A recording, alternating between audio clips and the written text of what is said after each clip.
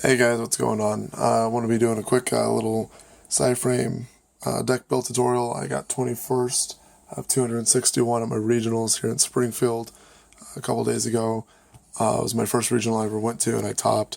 I guess I got my invite to nationals, so I've been seeing a lot more Psy-Frame action lately, so I thought I'd give my deck build on them. So we'll just go ahead and get right into it. A lot of it's pretty standard compared to like what else people have been running, but I'll go ahead and give my feedback or my opinions on a lot of things.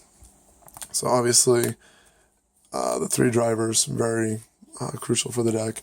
It's the vanilla. You have to run it to make any of your plays go off. Pretty self-explanatory. I was running 3 alpha, great searcher, also pretty mandatory. I did run triple beta. It was very, very strategic as far as like when I played him. A lot of times I would let my opponent poke me with a little guy, and then in their next turn, when they committed to a bigger monster, then I would drop the beta. But a lot of times, it was also just really easy to use them and get out Zeta. And then next we have 3 Gamma, phenomenal card. Used it a lot against Stellar Knights and the Necros matchups. Cosmos was a huge deck too that I went up against that I definitely searched him out a lot for him.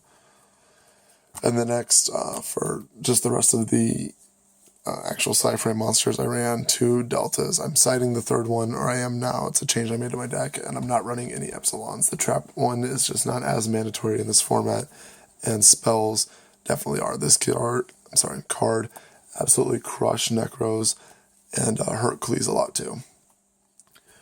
Moving on, I was maining 2 Max C.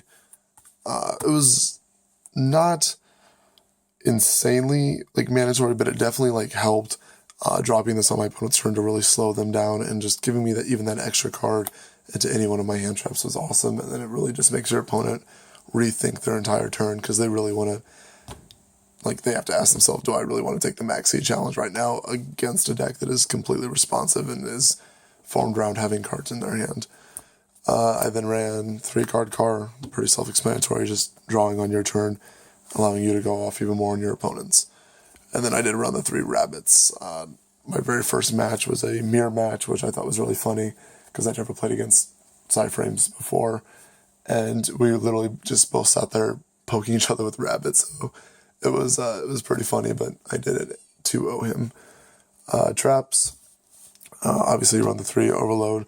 This is your out to any floodgate, or once you have advantage over your opponent, you can pretty much just keep pitching your Psy-Frames from hand to stop any one card that they try and put on. If they set something, summon something, just get it out of the way. And your opponent just can't, it's such a hard card to deal with, because even if they destroy it, you get the search. For one-ofs, I did 1 Solemn, 1 Torrential, and 1 Compulse.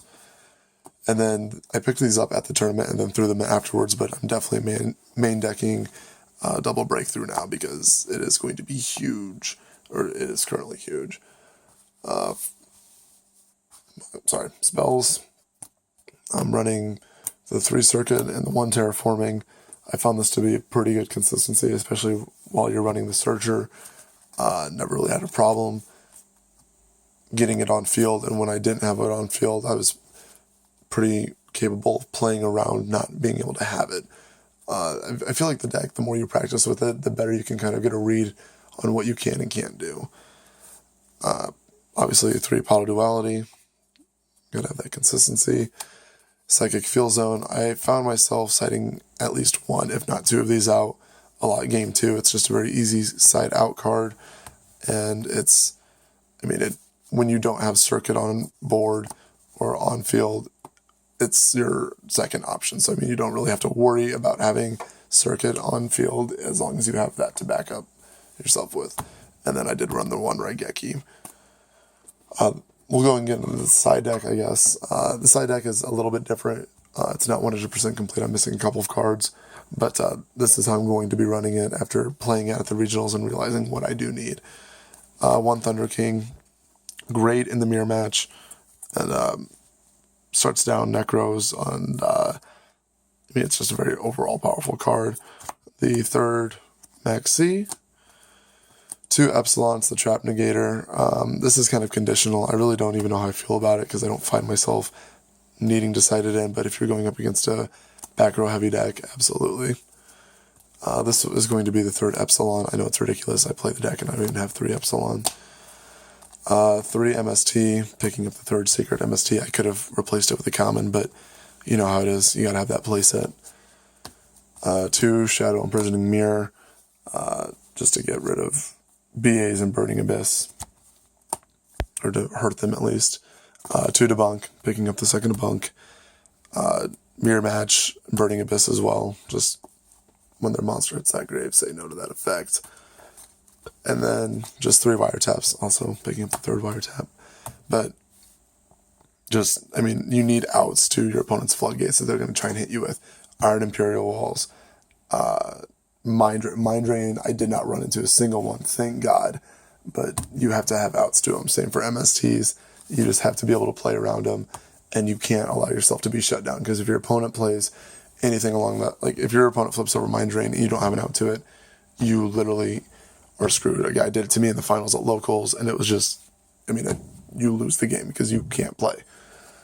And then we'll go into the side deck. The side deck was tweaked to buy like 2 cards, but this is how I think it should be run at this point in time. If there's any other suggestions, if you guys disagree, feel free to let me know. I was only playing 1 at the regional, but I like the idea of playing 2 Black Rose. It's very powerful. If you don't think Zeta is a good option to go into, being able to blow up your opponent's field at any point in their turn is pretty broken. I mean, especially if they have a bunch of back row set. I found myself doing that just to clear any back row, and it's phenomenal. So after you get the first one out of the way and they're able to revamp and restock, just drop the second one on them. Definitely 2 Zeta, huge card in the deck. The recycling is phenomenal, and it's such a problematic card. It makes people think about what they actually want to summon. The only time someone actually got around this guy strategically was he just summoned Honor Arc in defense mode, so I couldn't target him with Zeta, and he just took my Zeta from me, and I was like, well, okay. But then I just Raigeki'd and then looped the Zeta, and I mean, I was able to play around it, but I mean, that was the only time I was like, well done, sir, well done. 1 Clear Wing, just I guess a standard 7 that you can potentially go into. Michael, I'm not really crazy about this card. I mean, I get it, he's very good. He's good for pushing, but nothing, I mean, I didn't really ever go into him once.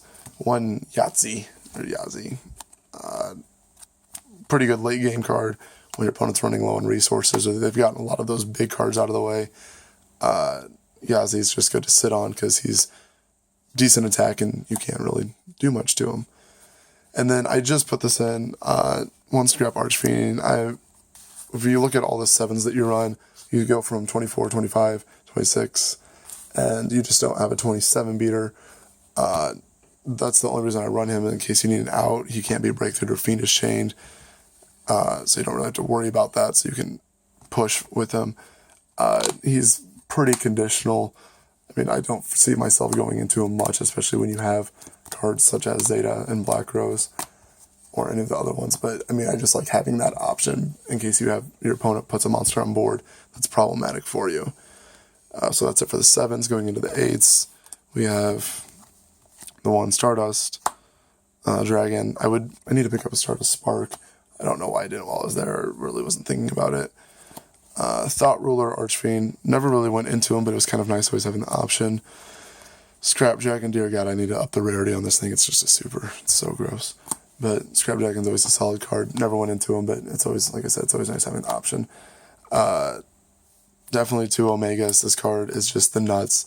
You get 1 out, it's a huge problem for your opponent because you're just wrecking their hand and you're giving them something to think about. If you get 2 out and you lose, you're doing something wrong because you're pushing with 2 28 beaters, and then you're taking 2 cards out of your opponent's hand, and then you're also altering whatever's banished, so you can keep looping your Overload or taking cards that you've banished from your opponent that you don't want them to have and just putting it into the graveyard. So it's phenomenal. Crimson Blader, because, Dragon Rulers are huge right now. And, no, just kidding. Shadal's, it's a great card to use against them because you just shut them down for a turn. I never went into him because I didn't ever have a shit-all matchup, ironically enough, but once again, it was nice having the option. And then one Dragon Archfiend, Red Dragon Archfiend. Pretty much all there really is to it. It's a really fun deck. And I mean, honestly, like, it seems confusing at first, but the more and more you use it, it's so fun and it's so good. And the plays you can do are just phenomenal. My matchups that I had with the deck, my first round was obviously my Psy-Frame mirror match. I 2-0'd. I then had Yusenju's that I 2-0'd. I had Stellar Knights. I had a draw. I beat him game 1. Every match I had, I won game 1, by the way. Stellars, I had a draw because he wanted to time, and then won game 2 because of more life points. Fire King, I 2-0'd. Necros, I'd never played Necros before until going to this regional, and I 2-0'd both of them because I knew it was just monster effects and spells. So I 2-0'd the Necros, went against Klees, 2-0'd them, had another Necros matchup, 2-0'd him, and then Klee, my 8th round was my only loss, and I beat him game 1, and then he just sided the nuts on me. He had Vanities, and then he had Iron Imperial Wall, so I couldn't use any of my monster effects, and then I couldn't use my trap card to banish anything. So, I mean, I just had nothing. And then I had my last round, Cosmos, and I beat him game 1, and then game 2, he did the same thing the Tellarknight player did. He just wasted time and then beat me on life points. So it was a really good tournament. Like I said, I got 21st, so hopefully I'll be attending nationals. So that is my Psy-Frame deck profile. Thank you so much.